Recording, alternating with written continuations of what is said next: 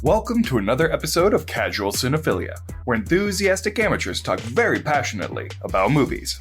I'm Ian. I'm Lorian, and today we are talking about Spider-Man No Way Home. And from this moment, there will be spoilers. There will be spoilers. Like 10, 9, 8, 7, 6. Please go see this movie 4, before you 3, listen to this podcast. 2, You have been 1. warned. Otherwise known as Spider-Man 3, 3 Mini Spider-Mans. Oh my god. I wanted to go into this with low expectations. Sure. Because the only Spider-Man 3 we've ever gotten was Sam Raimi's Spider-Man 3, which had gems, but for the most part was kind of a shit show. Sure. So I went in just expecting it to be kind of chaotic. You know, Sure. pulling villains in from the multiverse can get crazy. Wacky. You know? And so I was just expecting a lot of exposition. Sure. I was expecting, you know, thin plot threads. Sure. To fit as many characters as I was expecting there to be. Mm-hmm. And I'm pretty sure I was proven wrong on every account. Mm-hmm. It was so good. The like plot was so tight-knit. One of my new top 3. Oh yeah, for sure. I think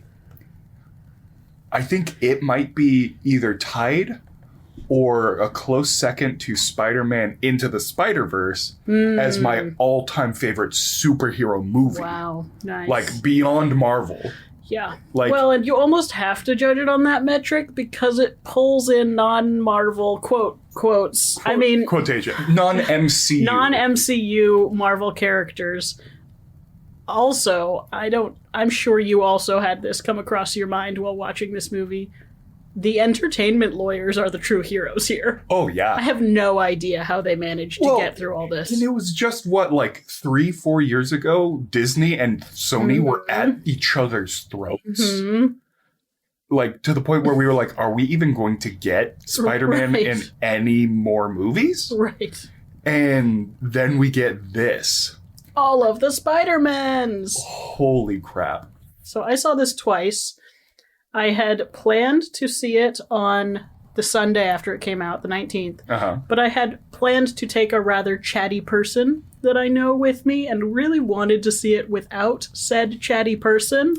So I went to get tickets and I thought, just to, poke at you a little, I'd try to get tickets for sooner than your tickets were. And I did manage to get Thursday night tickets. So opening. Pre-opening, technically. Right. They open on Thursdays now. Let's not lie to ourselves. And that was a mistake. Oh. Can you imagine seeing this movie and not being able to do any, I didn't know anyone who had seen it, and because of the shitstorm of theories on the internet, you can't even, come out of the theater with a smile or someone's taking it as a confirmation of spoiler. Yeah. Yeah. For 2 solid days, I had to be like, yes, I saw the movie and I have feelings about the movie, but I will not react to the movie in any way until you have seen the movie. I vividly remember you sending me a message on Discord being like, when are you seeing it again? It's like, tomorrow night. You're like, okay, what time? It's like, I don't know, 7 p.m. And you go, okay, so 9:30. That's when I can talk to you about spoilers. Got it. Okay. I was like, oh, damn. Okay. I got out of the theater and I was texting everyone I could think of that might have possibly seen it. And they all were like, oh, I don't know, sometime. I'll see it sometime. I texted Melissa. I'm like, are you seeing Spider-Man possibly right now? She goes, are you inviting me to the movies right now? I was like, I don't think we could get tickets at this point, but yeah, I wish. Man. It just had to be a weird,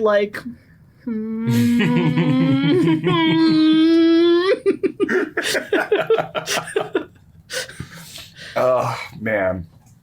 So, Spider-Man No Way Home is the story of Peter Parker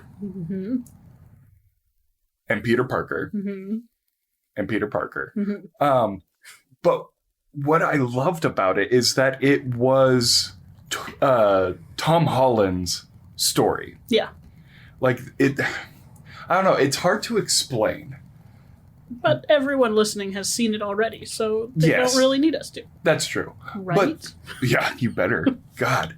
I loved how succinct everything was. Mm-hmm. The writing on this, so that's what, Chris McKenna and Eric Sommers. It was ironclad. Ironclad. It was so good. And, like, they did research. They did genuine research. There's a throwaway gag when they're on the Statue of Liberty and Tobey Maguire's Peter is kind of rolling his back on one of the beams and Andrew Garfield's like, hey, your back okay? It's like, I probably strained it while I was swinging. You know, it does that. And it's like, oh, mid back? Yeah, I get mid back stuff. Let me crack your back. Like, it's a cute moment that makes you, it endears you to both of them. Yeah. But then you realize that during Seabiscuit, the filming of Seabiscuit, Tobey Maguire actually injured his back and was possibly not even going to be in Spider-Man 2 because of said back injury. Sure. And so they wrote into the script that Peter Parker injured his back to eliminate some of the crazier action scenes so that was in the plot. So Tobey Maguire's Peter Parker canonically has a weak, injured back. And they pulled it in as a throwaway joke. Yeah. It's like, oh my God. This movie, it was a great send-off for Tom Holland because we do know his contract is up and the Sony deal is gone. So future Spider-Man will probably be recast. I mean, they could try and renegotiate with him, I guess, but I don't know that yeah, who knows? Is a possibility even. Oh, hi, Maya. I just want attention. But it was a good send-off for him, but it was also a much-needed conclusion for the other two. Like, they gave Andrew Garfield that moment that made everyone in the theater cry, where he caught MJ, and we were like, oh no! I'm gonna go out there and say that this movie redeemed Amazing Spider-Man for me. I also really liked no man, you're amazing. Yeah. You're amazing. It's like, I really needed to hear that. Thank you. Yeah. But like Andrew Garfield's Spider-Man, I feel like the first one I really enjoyed, The Amazing Spider-Man. The second one is what I was really hoping this movie wouldn't be. Sure. Too many villains, too many threads, you know, chaos ensues, you know, dogs and cats living together, mass hysteria. Yeah. And so it fell victim to hype trains, essentially, and the writers trying to pack as much as they could possibly into the film. You know, trying to set up the Sinister Six in one film. Yeah. You know, which is not possible. Which this movie brought pretty much most of them out. It brought the Sinister Five. It was missing the Vulture. Yep. Like, that was But we've already got him locked away in this world, so... Exactly. But, like, Andrew Garfield's Spider-Man, like, looking back, I really like him as Spider-Man. And this movie just really endeared me to him. And honestly, I fell in love with his character. Yeah. I really enjoyed I've been working with teenagers since I was a teenager, so I really like all the teenagers. Like the Gen Z stuff, I love it. They're crazy, wacky kids, but they're great. Right. And I really like this Spider-Man trio, you know, Ned, MJ, Spider-Man, but they're undeniably like the Gen Z Spider-Man group. They're so Gen Z, like, to the blood. Like, and it was so funny to see that juxtaposed next to the very millennial Andrew Garfield Spider-Man who shows up, jumps up to the ceiling. There's plenty. What do you mean? And then the Gen X Tobey Maguire. Like, I love the comment. It's like, why are you in, like, the cool youth pastor? Are we going to fight as cool youth pastor? Got your suit. Oh, it's so good. And talking about pulling things in, they had Matt Murdock They had Daredevil as his lawyer. And I am so excited. Please tell me you've been watching Hawkeye. Yeah, I'm caught up on Hawkeye. Thank God. The fact As that of we today, have... you're welcome. Okay. You can thank patron Jenny for that. Thank you. Thank you, Jenny. Thank you. God. Because I would be like she trying to spoiled hold that cameo for herself. Oh, because she'd been watching Hawkeye. Yeah. She was like, wonder what Charlie Cox is up to these days, and looked him up on a website and was like, no! But the fact that they have Vincent D'Onofrio back as Kingpin, which is by far one of the best castings I have ever seen in TV and film. He is Kingpin to me. Yeah. It was great casting, yeah. Charlie Cox is amazing as Daredevil. He is Daredevil. Yeah. Like, that whole show, I thought was just really good. Stellar in its casting. And so to have Vincent D'Onofrio in Hawkeye, which the season finale is coming out very soon, and then have Charlie Cox as Matt Murdock. It's like, I really appreciate that Marvel is not even pretending that you don't have to have watched over a decade of media to know what's happening anymore. They're like, yeah, do your homework. Come back in a few weeks. Like, so the whole opening is great. Just the panic of them realizing his identity is completely compromised. But the gasp of the crowd when Matt Murdock showed up on the screen. Same. And when he caught the brick. I'm a really good lawyer. Such a good line. Oh, man. This was Rachel's first opening weekend. Oh, really? So the only other movie she's seen in theaters was Black Widow, and we saw that a week or two after it came out. Yeah, sure. Because that was thick so of COVID. So she's not used to in-theater applause. Gasps. By the end, she was into it. Like, oh, man. Yeah, it was probably one of the closest audiences I've had to those good old-fashioned midnight audiences. Oh, I miss them so much. I think Marvel movies are really the only ones that get that anymore. They really are.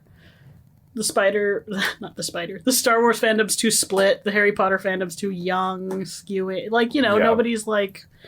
But yeah, the Marvel movies, you still get that, like, electricity in the air where everyone there who's there with, I don't know, the first 3 days are probably all pretty solid. Well, I saw it on Sunday, so I guess 4 days. Yeah. Where, like, every big revelation, you hear, like... Yeah. At least, if not full-on applause and whooping. I was...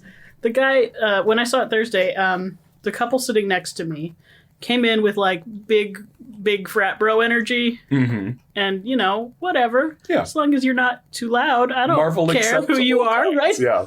But when the movie started...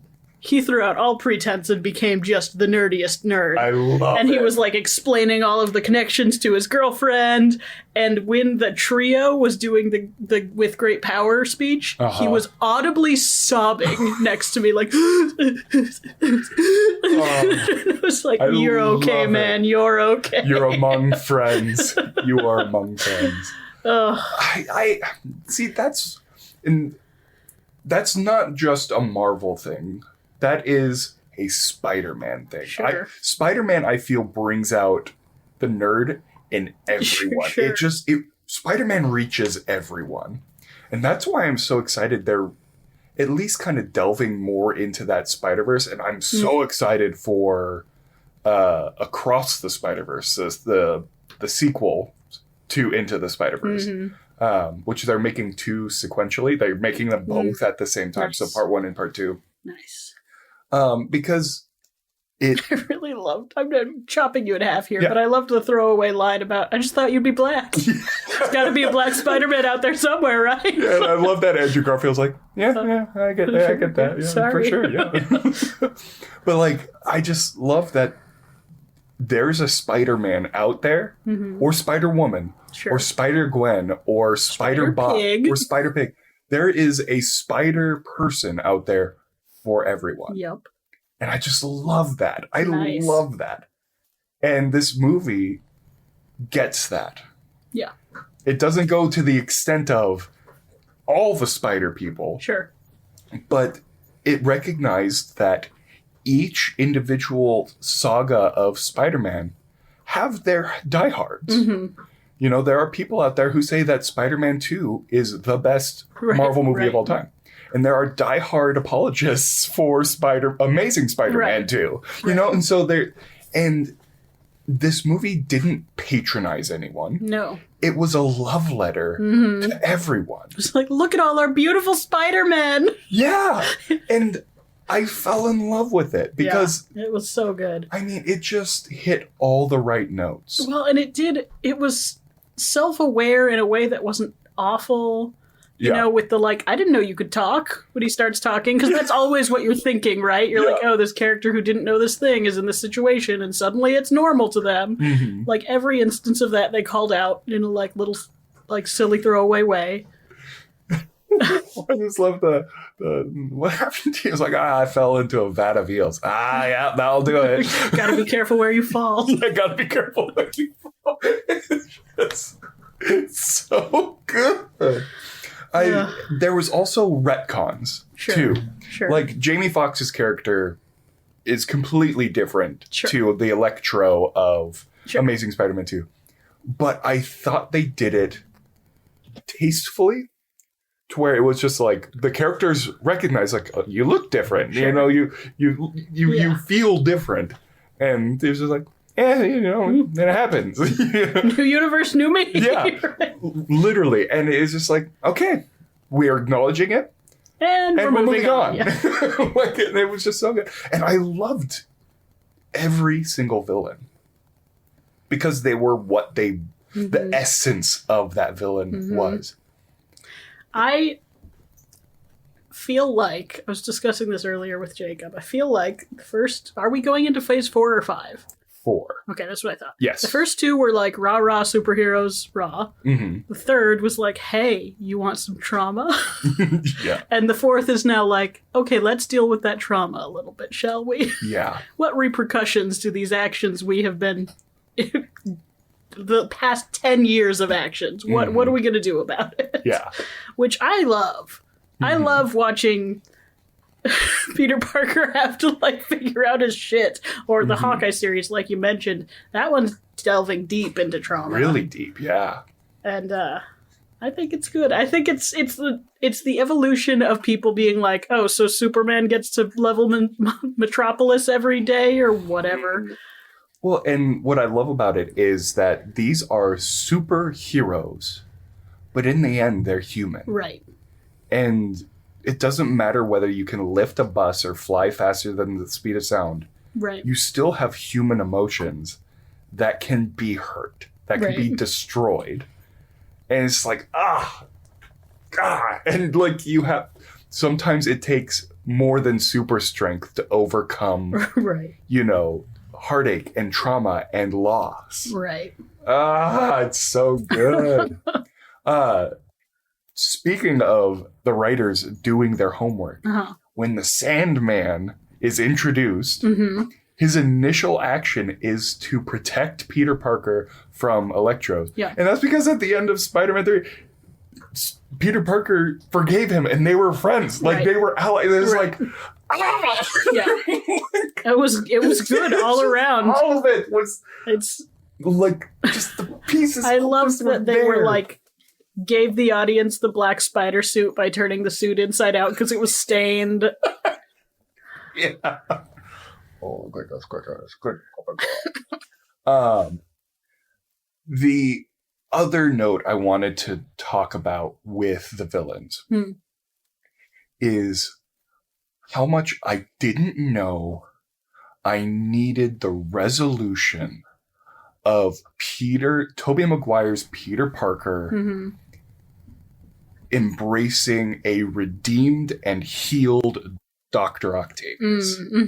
That was right in the middle of a whole bunch of tear-jerking moments. Yes. But that scene right there, it hit me so hard of just like, he was a good guy that was just manipulated by this AI. I loved how early they brought him about in the plot and how they used that. Yeah, it's a good movie, man. Yeah.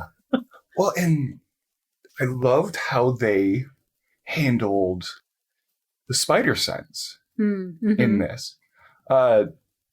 They almost treated it as a horror element. Like they did those like Spielberg can zoom shots, and the scene where Green Goblin's about to betray them, and he's walking through the condo, like he's trying to figure out what his spider sense is telling him. Yeah. Well, I mean, you and I don't have spider senses, but we've both worked in situations where you have to be aware of impending crisis and danger. Right. And when you sense that something in the house is off and you're trying to figure out what's happening, it feels like that, frankly. It's a wonderful visualization of like that disorientation where you're trying to push all your senses in a direction and they want to do their thing, which is to do everything. Because humans don't have omnidirectional senses, no matter how hard we try, damn it. And you're just like trying to fuzz everything else out, but it was very good. I was like, yes, I get this.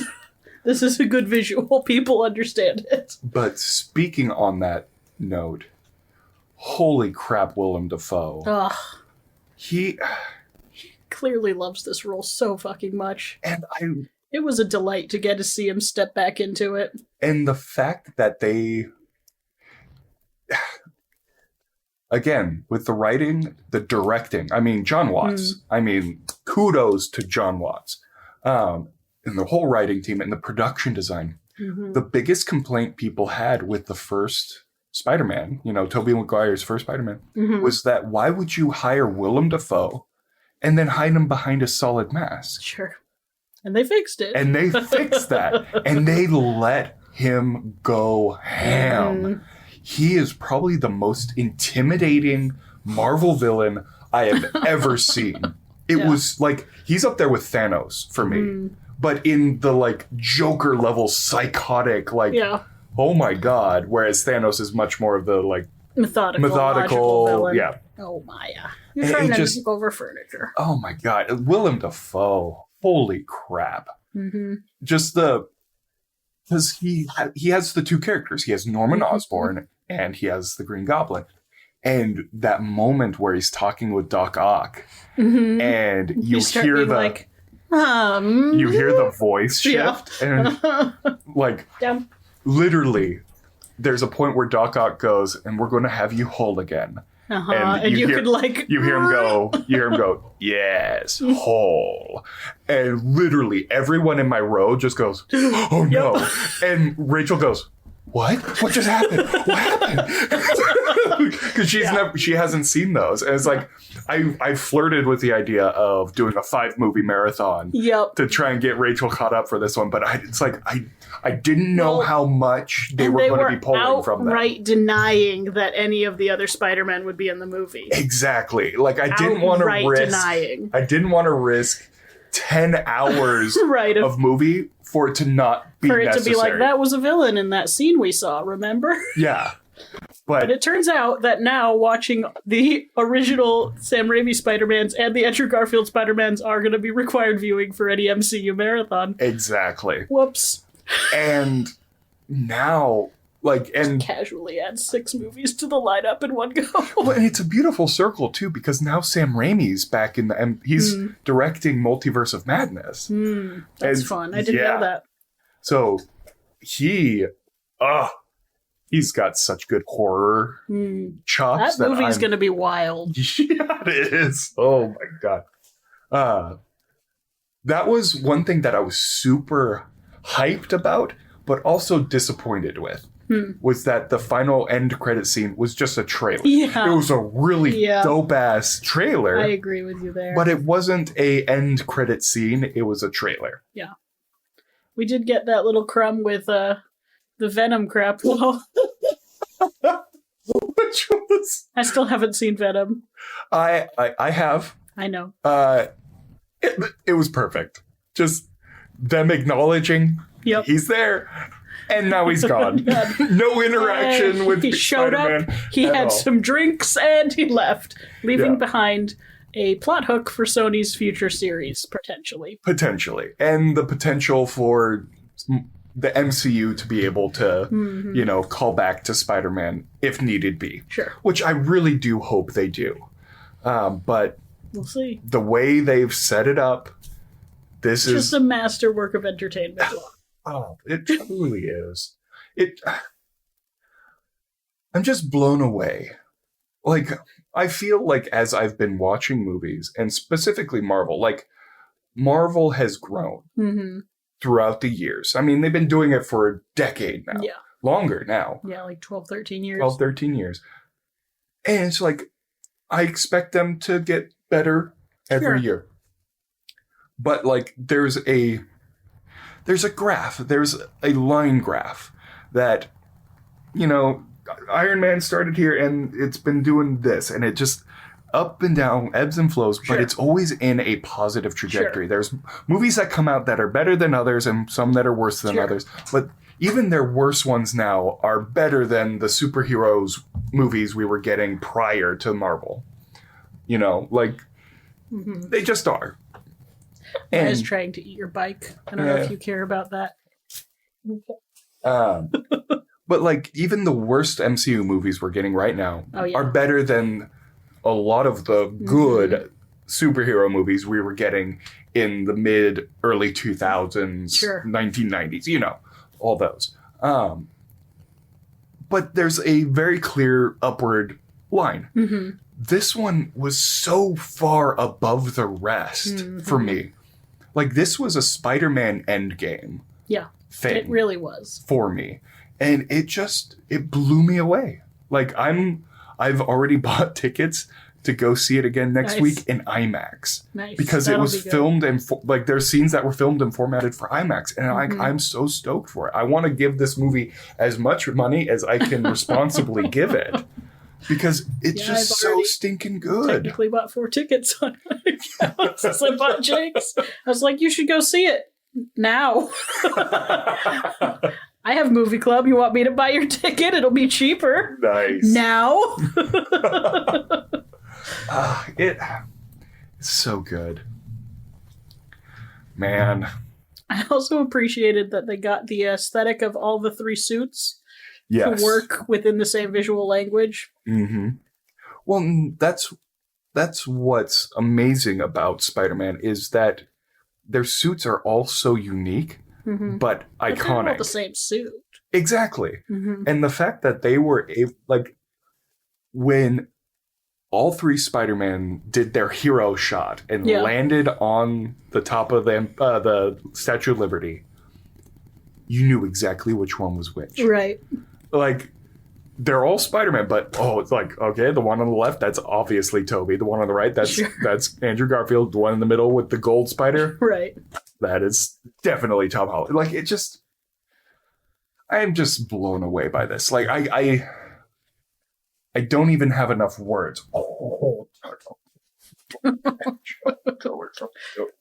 This interruption brought to you by Maya the Puppy Host. Maya the Puppy Host getting her stretches and scritches.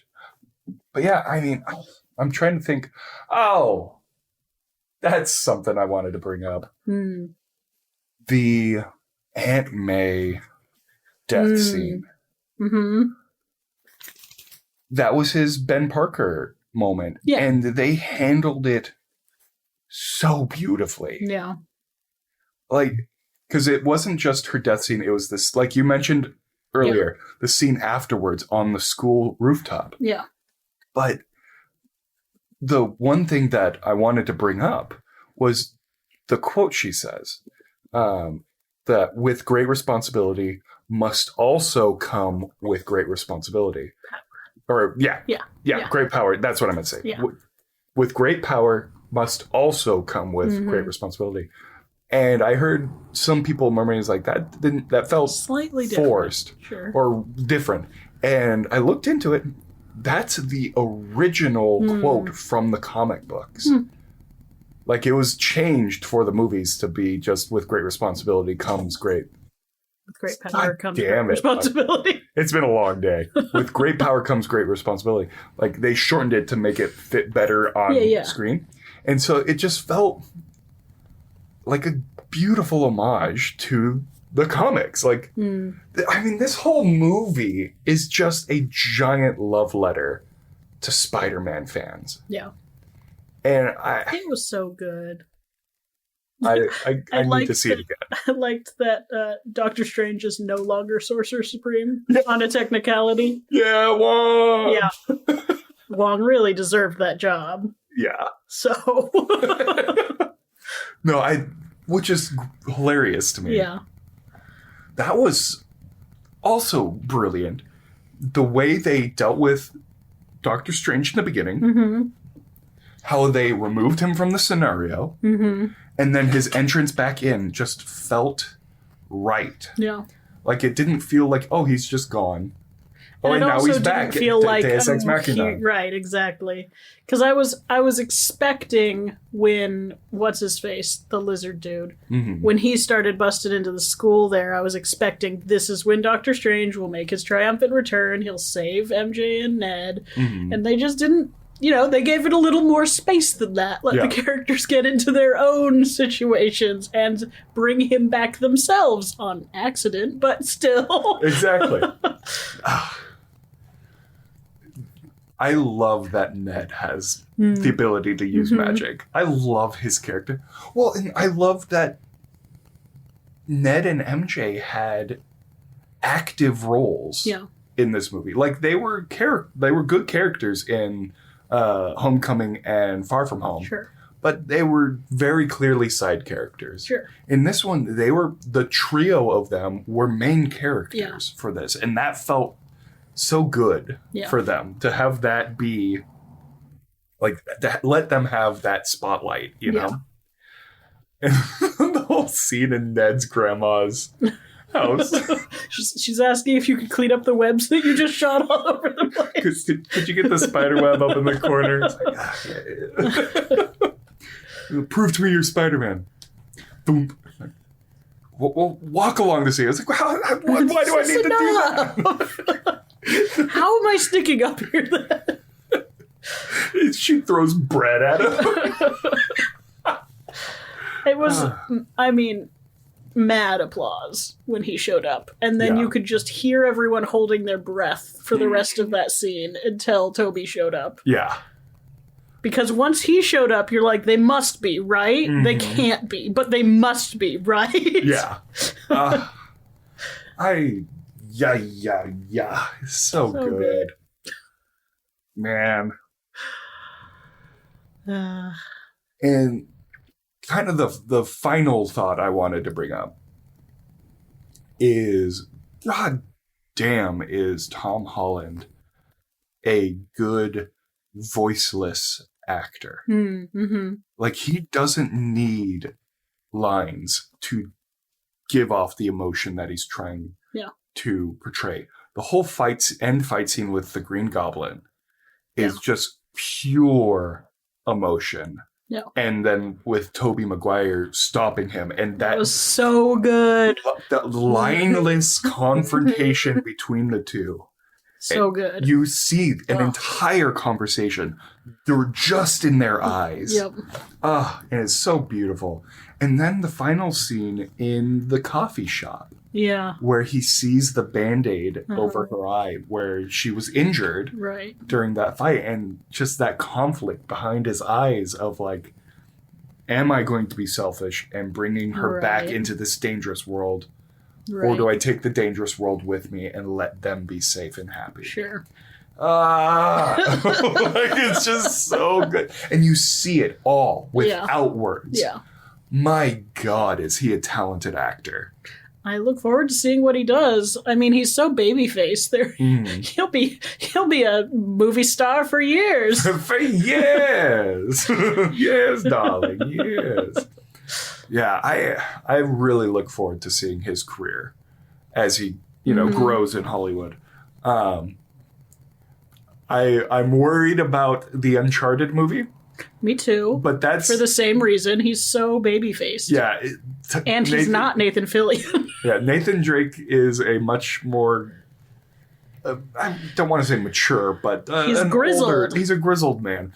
And it has just the knack of being a video game movie. And very few of those have ever been successful. And I'm worried about that. And I hope it doesn't leave a tarnish.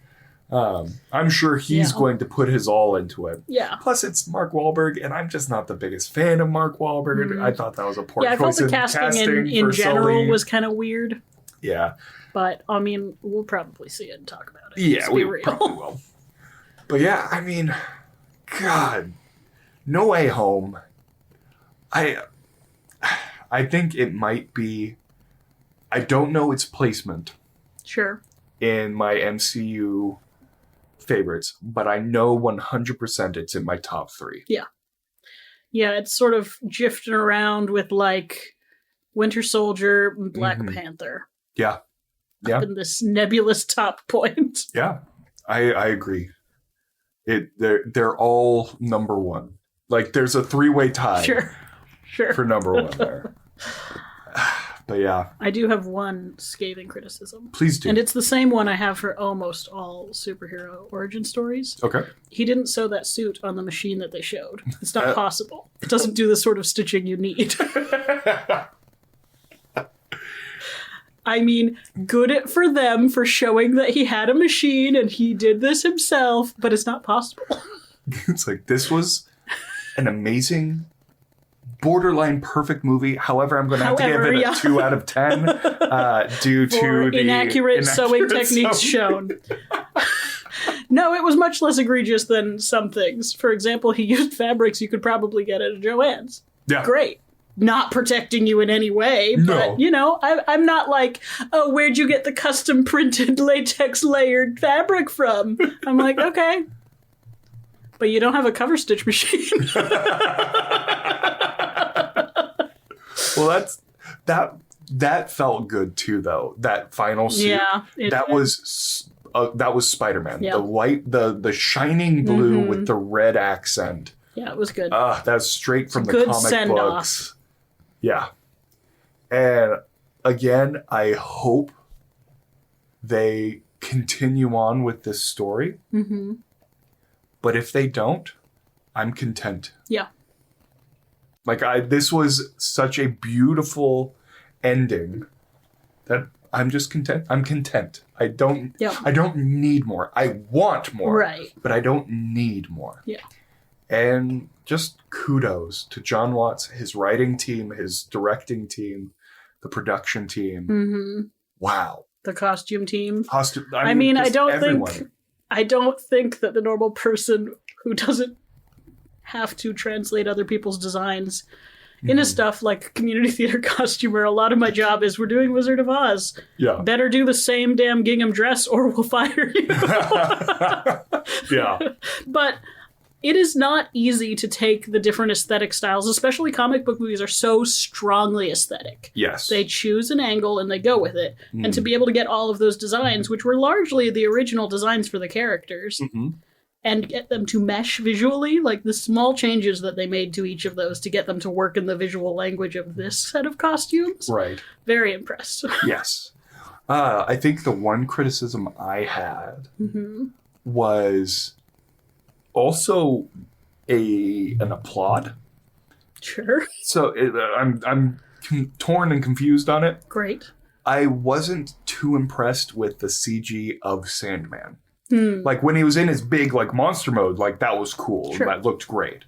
But when it was just him as Sandman, like, he was a man of sand walking around, I was like, oh, that feels kind of weird to me. Like, it didn't quite fit. But then, like, I just kind of went back and didn't watch the full movie, but I watched, like, the fight scenes with Sandman and all of Spider-Man 3 just to see it. And it's like, they nailed it.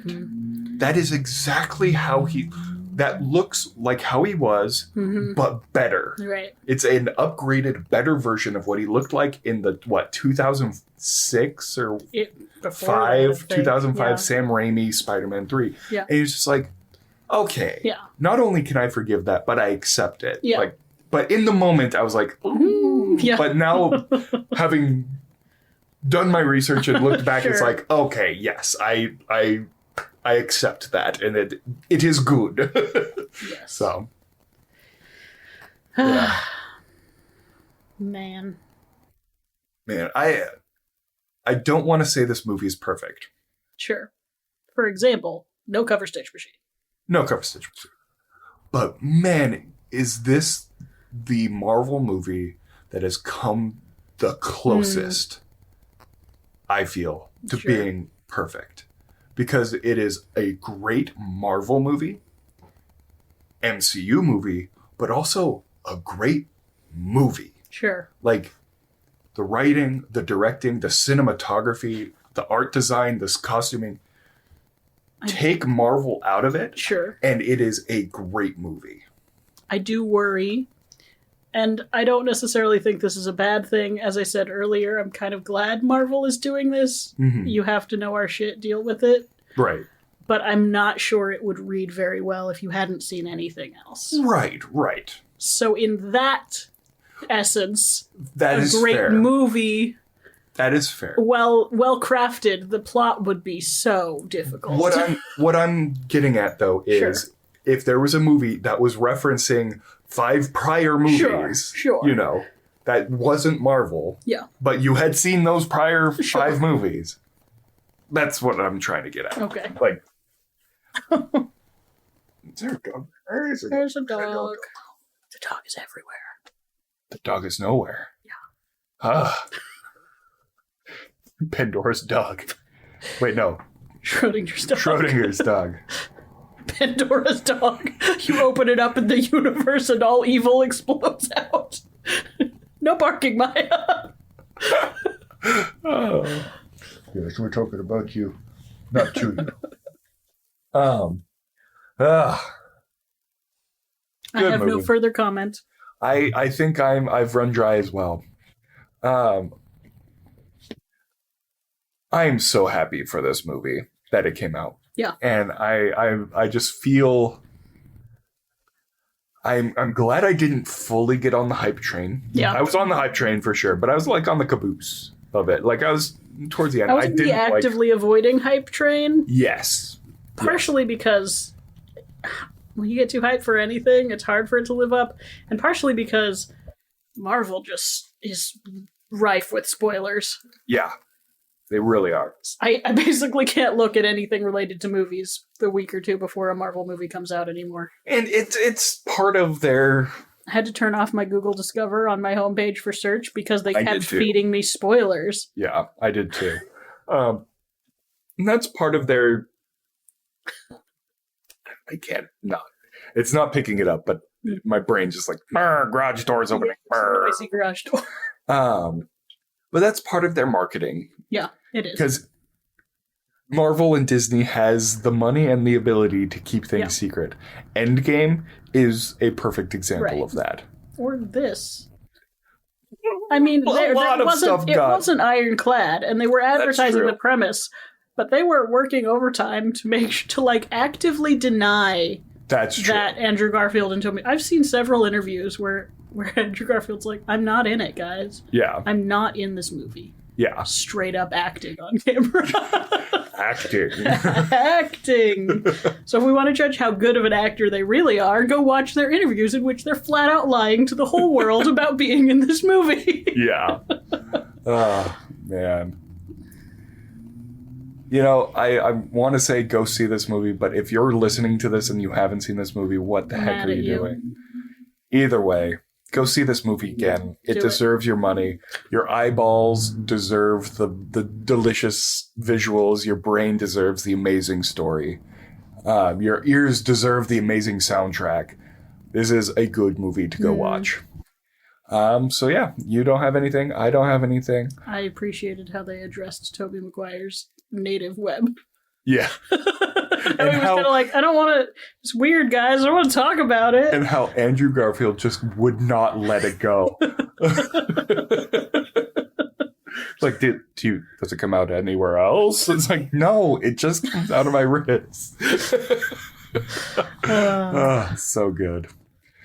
We should probably thank our patrons. Yeah. Jenny, Jake, Pam, and Graham. Jenny, Jake, Pam, and Graham, you are amazing. You keep us going. What movie are we watching next? Are we doing The Matrix? Yes, we are. I am so not and also entirely excited to go see this movie. Yes. It's one of those movies where I'm trying real hard to not be excited. Yeah, it's one of those things. Trailers are pretty good. Yeah, it's one of those things where it's like my brain is telling me there is no necessary reason for this film to exist. Right. The trailers are so stinking good that it's just like I need to go see it. So look forward to that. If a Wachowski wants to tell me a Matrix story, I'll go listen to it. You know, I can if sympathize. only we could get both of them back together, but I will take one or the other in the meantime. Fair enough. Fair enough. So, with that, this has been another episode of Casual Cinephilia. Thank you for joining us. Bye.